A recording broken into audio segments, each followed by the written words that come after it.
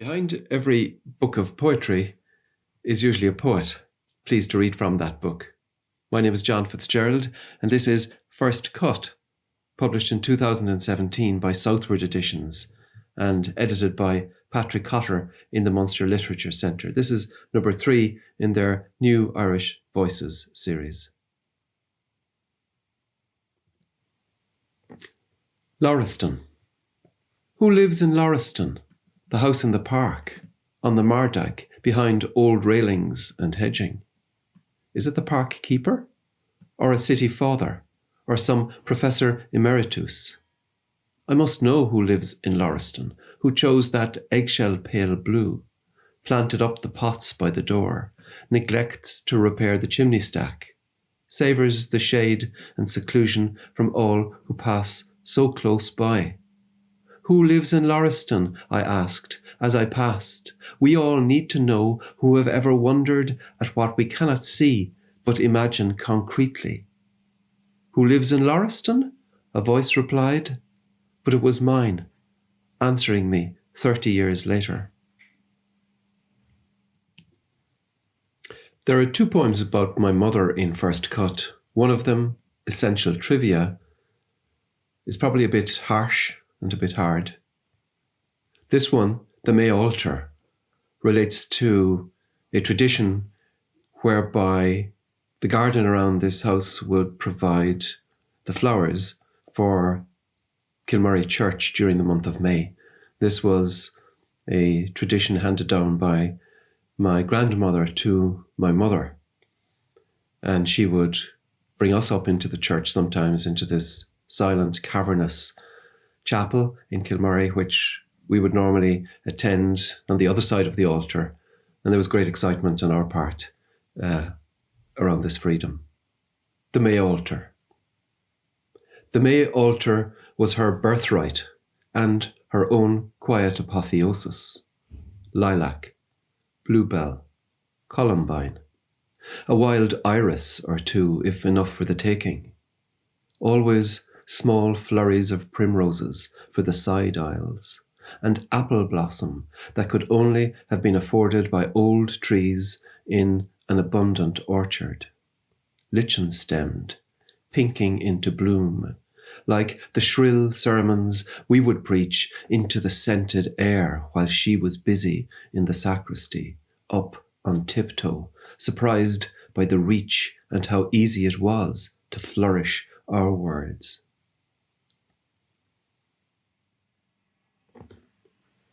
Valley Bachelors for William Trevor. They would drift in, predictable 2s and 3s, slowly filling the small room with a week's news, takes on team selections, name checks, indiscretions. And you'd forget that beyond the general hubbub were whole universes of silence. Long lanes, whitewashed yards, bare kitchen tables. Until, once in a summer, the low, buttery, mid-Cork gobble would unexpectedly pause, and for that reason stop. And each man, embarrassed at having been overheard, or too shy to be the one to strike up again, would stare down into his glass, up along the top shelf, at the door, anywhere, for as long as it took for just one voice to break the enemy's hold. I stayed with a friend once outside the city of Kobe in Japan, and one morning, while he was off at work, I took a walk up into the hills behind the house. And during the walk, a couple passed me, and there seemed to be a strange tension between them. So I wrote this poem. The poem is called Breaking Point. Breaking Point. We reached there on a switchback, barely visible from the path, but which I had no trouble in finding. Narrow steps through the pines to an exposed rock I'd discovered a previous time gave a comfortable midway view through trees of the city and the sea. Not much, but enough to reinforce a sense of withdrawal from the ordinary, yet troubled by an impatience in you, how you clipped my observations like your dead heads. We wouldn't last more than a short while, and we didn't. The city was too close, the summit too far away.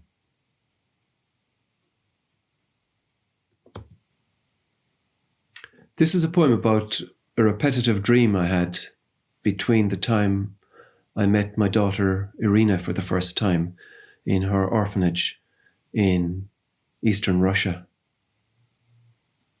and the time that we adopted her. It's called Pact. Pact. Some nights I dream I am walking the post-glacial tundra with you, somewhere between Orsk and Orenburg. We're expecting to be collected, but don't want to be met too soon. Your bony hand in mine is frail and precious as found eggshell. We consider the willows, veil their catkins in our warm breaths. Regard the majesty of the moraines with proprietorial calm. You in your Navy school uniform, me in my old leather jacket, long hair. I already know that when they take you from me, smile their kind goodbyes, I will have to travel the ice road again to find you here. But I am calm and sure, because your hair is the same colour as our footprinted snow. Your eyes the same pale, unflinching blue of my determination to return for you. This is a poem about two people. It's set in Australia. It's called The Collectors. The Collectors. While she slept on, he would gather up the bursts of birdsong around her window, the whipbird's hiss cracks from the edge of the rainforest, a morning star as, one by one, they all pulled out to follow the bright space station of their dreams. During the day, there would be eucalypts standing like beasts of burden in the solid heat. The tremor he felt when she'd say the word creek. Lorikeets rocketing through street trees, and once the draw and sigh of evening sea as she pressed close to him, whispering her dream of the leaf-thin eel tonguing its way through the rocks of the waterfall pool. Later, he would empty his pockets, adding to the seed pods, prize shells, found stones in her basket on the bookstand, and wait for when she might take it down, carry it out to the veranda, tip everything across the sandy tabletop, and examine each piece carefully, her face glowing in amber candlelight, then replace them all slowly, one by one, her own particular way.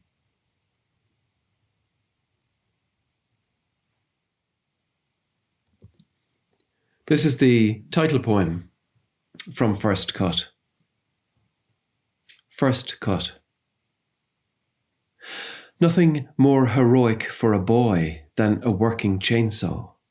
The smoky, up-throttling roar, spray of dust ejecting, strain and strength and fixed eye of the holder. The what-if sweet scent of danger in exchange for raw power.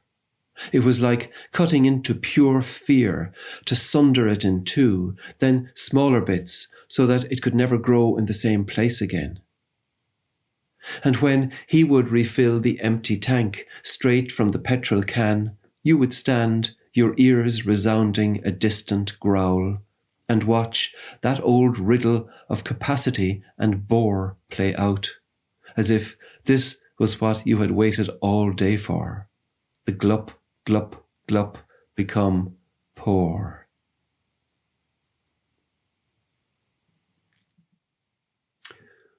This is a poem for my son Nicholas. It's called Seeing Clear. Seeing clear. This spring morning, The full throttle of a passing tractor will draw one of them, running out to stare down at the gap between the piers. Wait for the flash revelation, whose tractor it is and what they're up to on a Sunday. And sure enough, I see him standing on the mown lawn in his favourite jumper, a hand raised to shade his eyes, brown curls catching at the tips a glint of auburn from the sunlight. He turns and waves to me, and I wonder if my real purpose in returning here has been to make good the past, ensure that someone gets it right this time, so that, even if only for an instant, this much can be clear.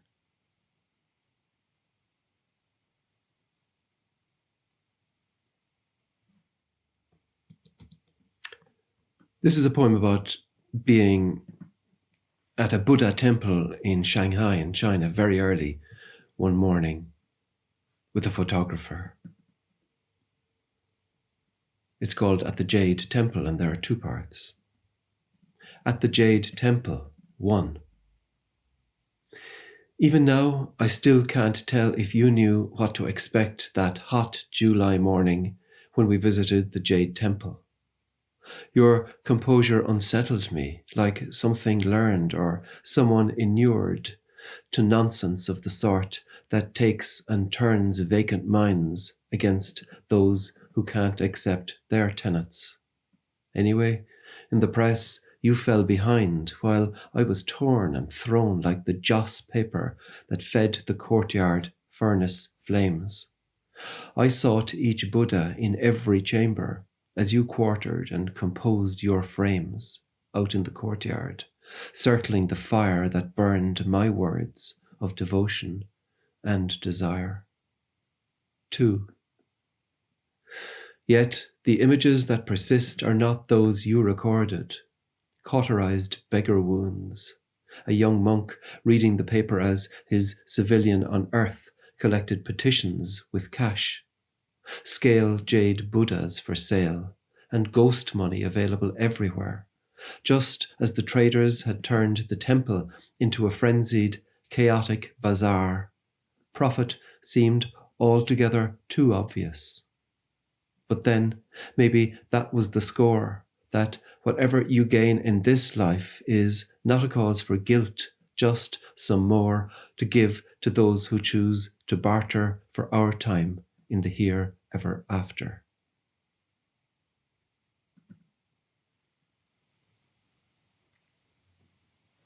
Pond, field, pond.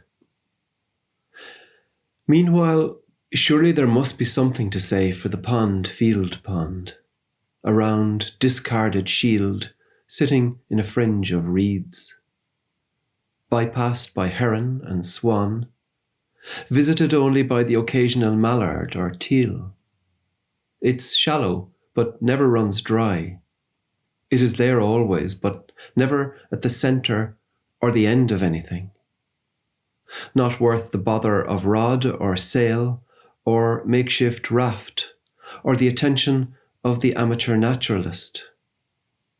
So well hidden from the road by the hedgerow, nobody knows it's here. Even the sheep and cattle pay no heed, grazing their lives away.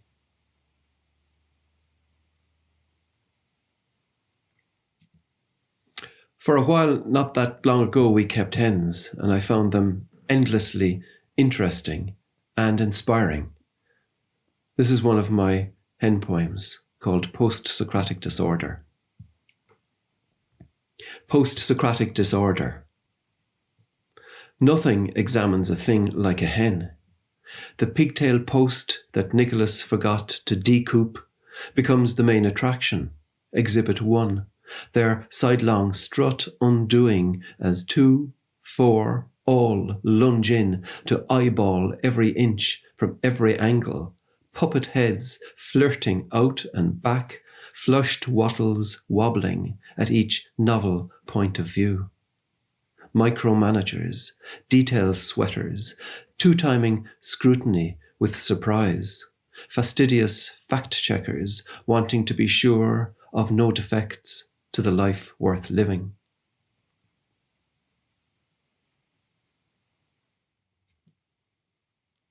This is a poem about an aging, disconsolate father. It's called Lear in Lizarda. Lear in Lizarda. You weren't prepared for the void, the interminable length in the day. Weekend breaks to the same place everywhere. No new museum or local fair could change. The abrupt subsidence of rage. Small dissatisfactions gnawed inside out, leaving pleasure only from the visible. A shit-stained egg scrubbed up to an honest glaze. Polyps of snow floating from the high branches to their mute smash. And all the time, despite their distance, the persistent presence of the children, the offending diffidence of the one who stayed.